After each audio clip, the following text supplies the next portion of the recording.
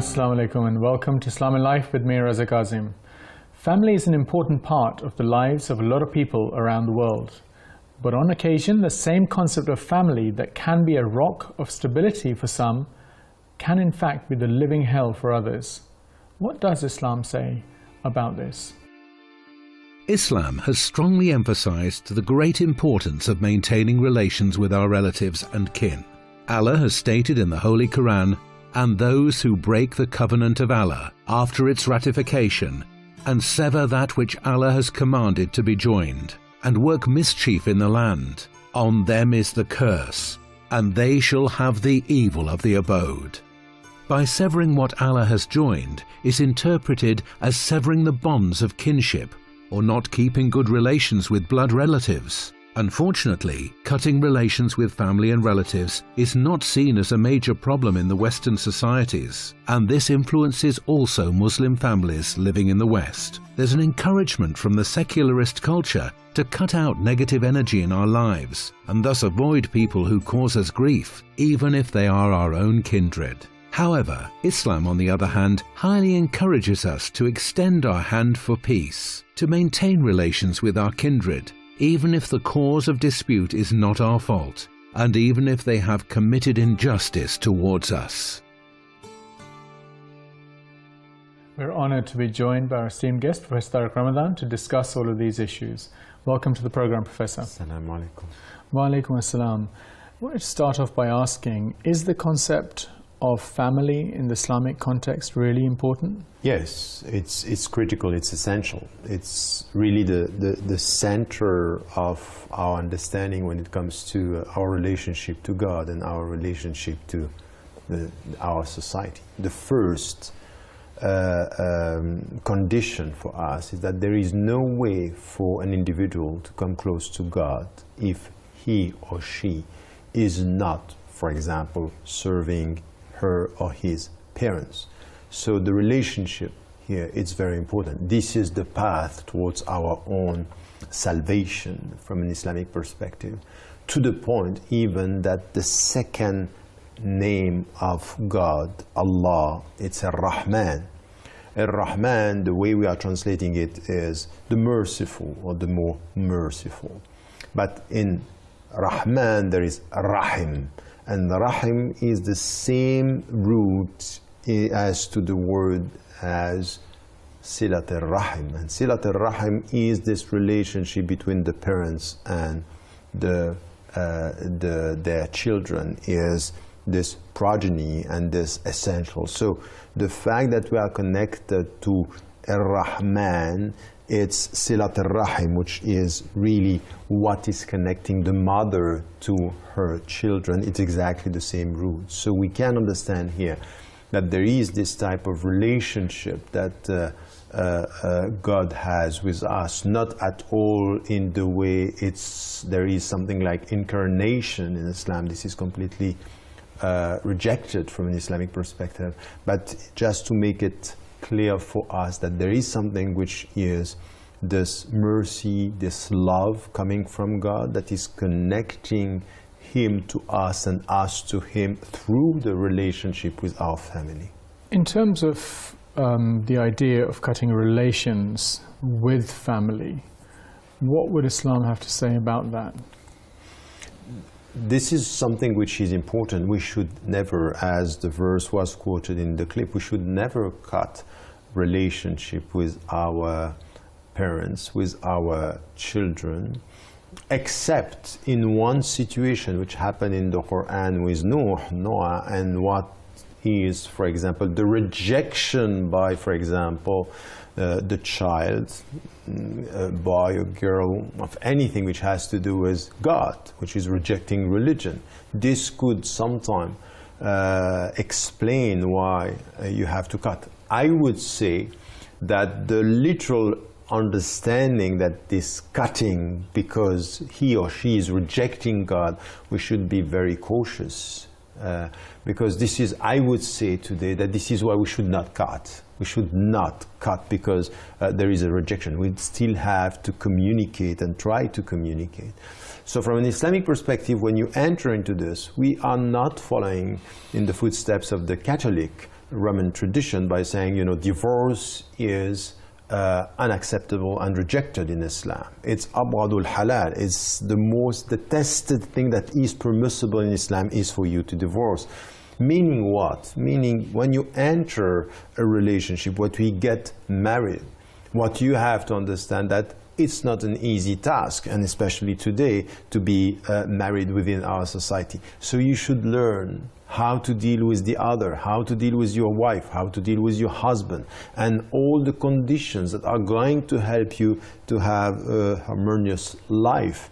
These are important elements, and very often the Western Muslims, for example, but by the way, not only the Western Muslims, in Muslim majority countries we have exactly the same problem. We are very modern Muslims when it comes to this, because we don't get the deep substance of the Islamic message when it comes to family.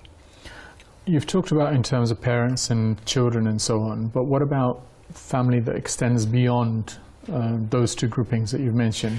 What's the attitude towards that? Yes, and I think that this is also very important, because it's not only the nucleus family, you know, father, mother, and children. It's wider than this. In the Islamic understanding, it's, for example, from an Islamic understanding of you with your mother, for example, your aunt ta'dilu al-um, meaning it's the same, it's your second mother. So your uncles are your second fathers, your aunts are your second mothers, and you have an extended family.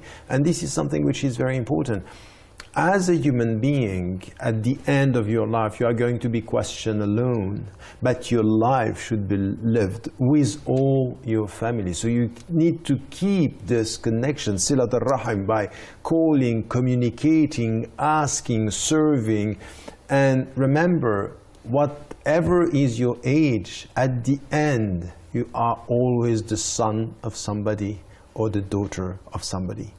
And it means that before God, when you are the son of somebody and or the daughter of somebody, you should understand that the best you can do is, when he is alive, to serve him, and when he is not or she is not, is to pray for him or for her. So there is a permanent connection, whatever is the situation, meaning that this is part of and should be part of our life, meaning as well that it should be part of our culture. So instead of how it was said in the clip, that the Muslims are following in the footsteps of the Western culture by not connecting with their parents, not connecting with their children, not connecting with the wider family, it should be the other way around. We should enter into the Western cultures and bring something which is the added value of our principles. And within that context, just to extend this even further, what about the idea about your attitude towards your in-laws?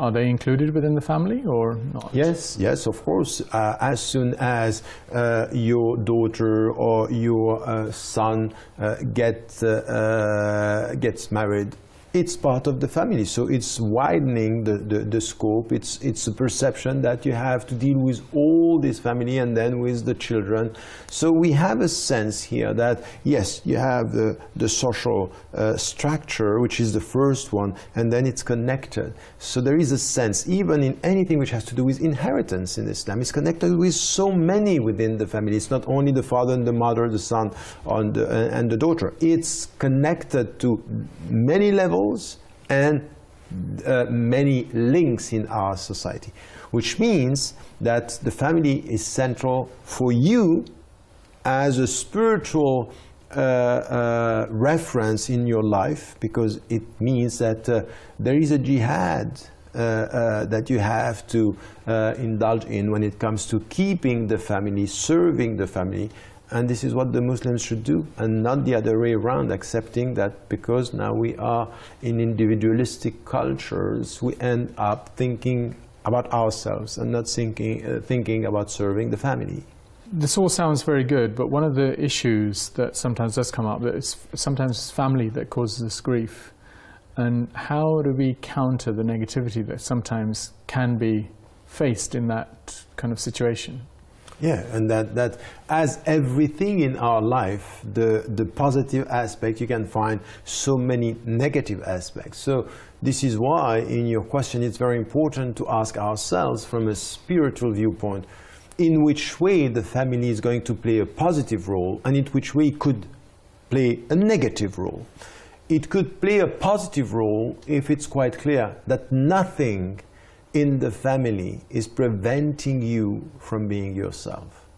It means that the starting point within the family is accepting your autonomy as a human being and not having this, a collective pressure or the family pressure that at the end you feel that you cannot just breathe, that you cannot just have your opinion. It means that within the family, it's a family where you are going to be yourself. You are going to be educated in order to be yourself. Communication is essential. Love, of course, is the start of everything, but communication is important, and that you have a space somewhere. That and it means when I'm just talking in the physical side, that you need to have a space. It means that it's very difficult in some of our societies in the Muslim majority countries that you are 5 or 6 in the same room. How come? This is the family here. It's not helping you to evolve and to fulfill all the potentialities of your personality. So one of the basic rights of any individual is to have the space. And the space is important because in the Quran, when it comes to talk about the family, the verse in Surah Ar-Rum is talking about a second, litaskunu. So this is where you are going to find home, and home means space where you are protecting your individual dimension, but also constructing out of this something which is the family links and bounds that you need to deal with. Lots of interesting points. So we do like to keep the show as interactive as possible and really value your opinion. Here's what you sent us this week.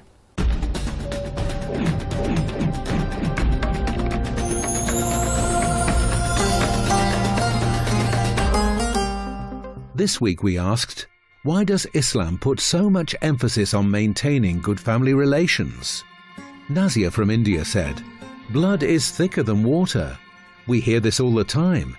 Islam sees this truth and encourages us to keep in good relations with our family because they are the ones who will be there for us when we really need them.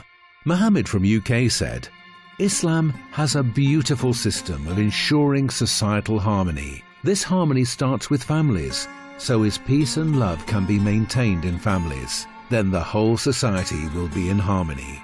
And Suleiman from USA said, we don't choose our family, so it needs a lot of patience to keep in good and cordial relationship with every member of the family. When we overcome this challenge, then keeping good relations with others becomes a breeze. Islam has always emphasized on relationship with your blood relatives. It will increase your blessings, your sustenance, your risk, your age, everything. And family unit, I think, is very pivotal as everything. Because if you're going to be unified in your family, your community will be unified, your country will be unified, and so the world will be unified. To keep Sila Raham. Yeah, you have to keep Sila Raham. Because it's important to keep Sila Raham, and then we can all be together as Muslims united, and it gives positive aspects and impacts across the globe. Family unit is the nucleus of any community. So when we look at a community as a whole, it's a combination of families. If you look at our history as Muslims, it's always been surrounded around families and unity of families. I think at the end of the day, it's you will find that in for most people, whatever happens, it's once you're past a certain age, it's all about the family. They're the only ones who will stick around. So our fitrat is a good fitrat then when we start from family. So it always starts from family, and then we spread out into the whole wider world community and spreading the message of love and peace and prosperity. That's all the comments we have for this week. If you'd like to have your views featured in the show, be sure to follow us on Facebook or join us on Twitter. Now you can send your own videos with your comments and even your questions to islamandlife@presstv.com.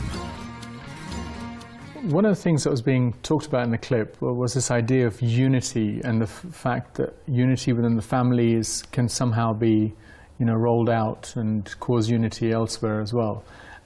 Very optimistic kind of angle that the gentleman was coming from. What would you say to that? I would say yes. I think it's very idealistic. And still...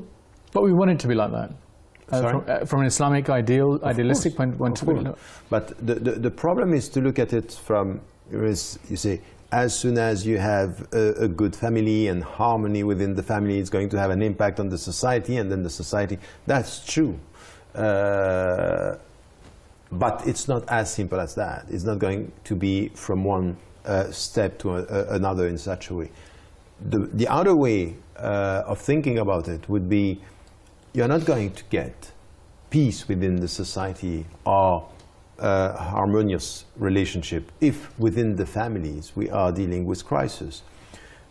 The truth is that today in Muslim majority countries, as well as in the West or in the global South, Muslims are experiencing something which it's difficult. It's the ideal of the family and the reality of our life, where our families, we have, rates of divorces that is now becoming higher and higher.